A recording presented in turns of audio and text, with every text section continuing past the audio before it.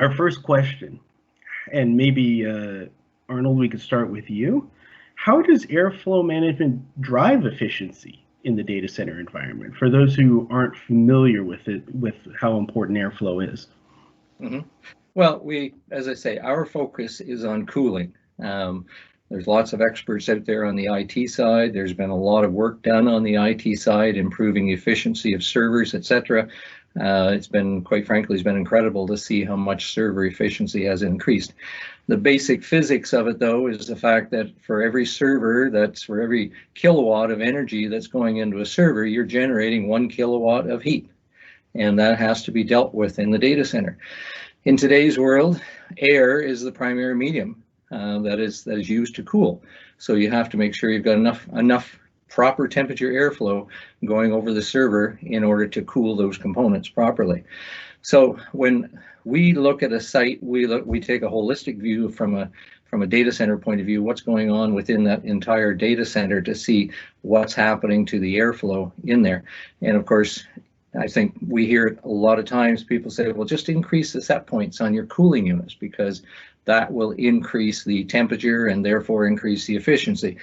But it's not as easy as that. Definitely increasing set points will increase cooling efficiency because your cooling systems have to work less, but you've got to do a lot of other work. And when we work in a data center, the very first thing we do when we walk in is look at airflow management. How can we improve that, and how can we optimize airflow management in there? So people talk about cooling capacity. We look at cooling capacity of systems, but we've seen many sites where you've got 2 times, 3 times the amount of cooling capacity in a site, but you still don't have N+1 cooling, which means if cooling unit fails, you're going to be in trouble. And that's because of the way the cooling units are laid out and because of the poor airflow within the site. So improving airflow efficiency can, number one, reduce your OpEx costs quite considerably.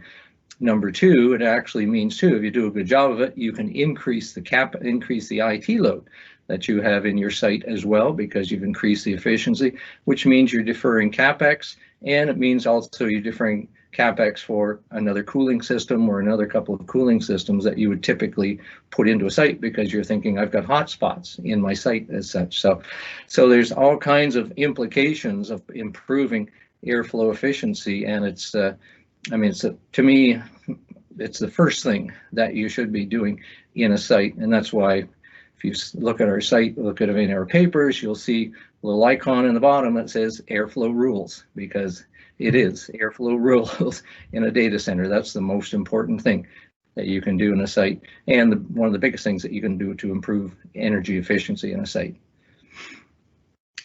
Gotcha. And maybe to make this more tangible to the audience, is there perhaps a real world example we could use to start off with?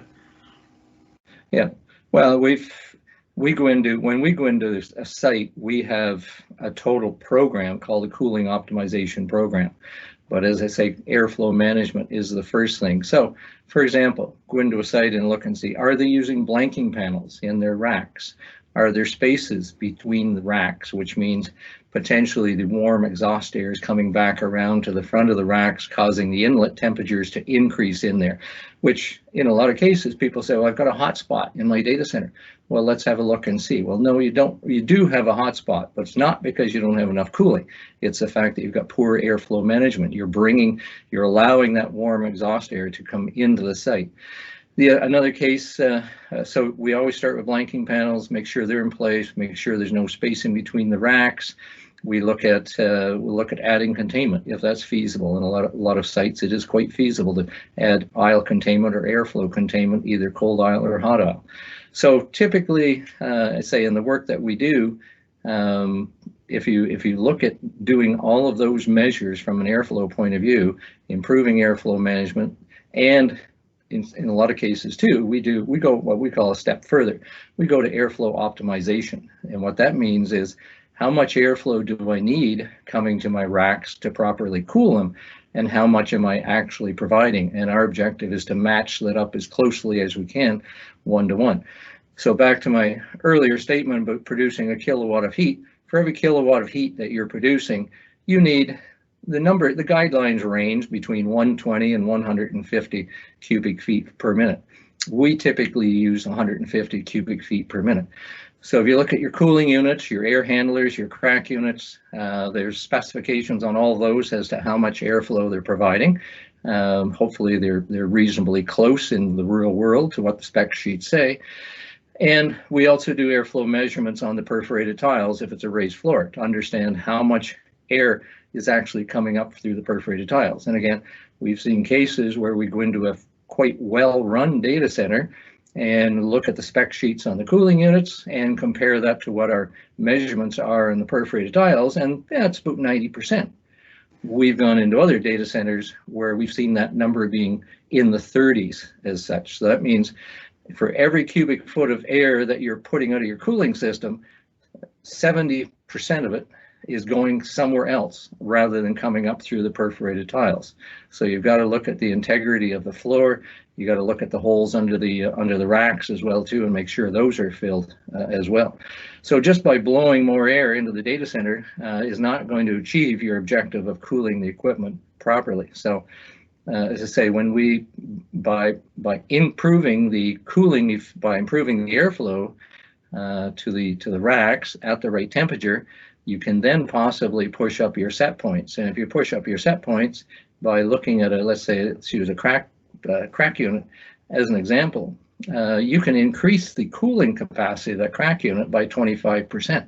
So again, means I've got more cooling capacity. I can add more IT load to the site. I don't have to spend CapEx for an additional cooling unit as such. So there's a whole array of benefits that are achieved, and it's all driven by improving airflow management in your site.